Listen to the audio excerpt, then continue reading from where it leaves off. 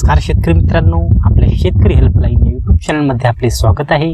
तर आज आपण या व्हिडिओमध्ये जाणून घेणार आहोत की कधी मान्सून जास्त प्रमाणात सक्रिय होईल, तर कधी मान्सून पेरणी योग्य पाऊस पडेल। तर या व्हिडिओमध्ये आपण हेच जाणून घेणार आहोत। तर व्हिडिओ शेवटपर्यंत नक्की बघा आणि जर तुम्हाला व्हिडिओ आवडला तर नक्की लाईक करा आणि आपल्या सर्व शेतकरी बांधवांना शेअर करा ही तुम्हाला अति नम्रतेची विनंती। मित्रांनो, मान्सून दक्षिण कोकणात दाखल झाला असला तरी 15 जूनपर्यंत राज्यातील पावसाचा एकंदरीत जोर हा कमीच राहणार आहे आणि मान्सूनची प्रगती सुद्धा कमीच राहणार आहे। त्यामुळे शेतकऱ्यांनी पेरणीची घाई करू नये असे आवाहन राज्य सरकारने केले आहे।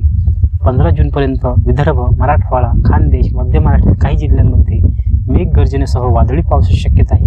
तथापि हा पाऊस काही क्षेत्रात पेरणी योग्य ठरेल, मात्र काही भागांमध्ये हवामान कोरडेच राहणार आहे। पेरणीची घाई शेतकऱ्यांनी करू नये। हवामान विभागाने स्पष्ट केले आहे की कधी प्रमाण वाढू शकते, तर 18 जूननंतर महाराष्ट्रातील काही भागांमध्ये पावसाचे प्रमाण वाढण्याची शक्यता आहे। विशेषतः कोकण किनारपट्टी, घाटमाथा परिसरात जून अखेरपर्यंत सरासरीपेक्षा अधिक पावसाची शक्यता वर्तवण्यात आली आहे।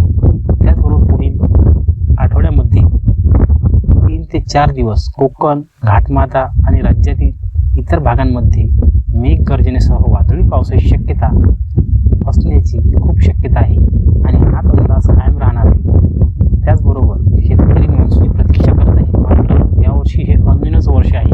मान्सून सरासरीच्या 92% असण्याची शक्यता IMDने वर्तवली आहे। तरी मराठवाडा व इतर दुष्काळ प्रवण भागात दुबार पेरणीची वेळ येऊ नये म्हणून शेतकऱ्यांनी 75 ते 100% ओल झाल्याशिवाय पेरणी करू नये असे आवाहन राज्य सरकारने केले आहे। तर मित्रांनो, धन्यवाद। असेच आपले व्हिडिओ पाहत राहा आणि आपल्या शेतकऱ्यांना शेअर करत राहा। तुमच्यासाठी असेच नवनवीन व्हिडिओ घेऊन येण्याचा आपण प्रयत्न करणार आहोत। धन्यवाद।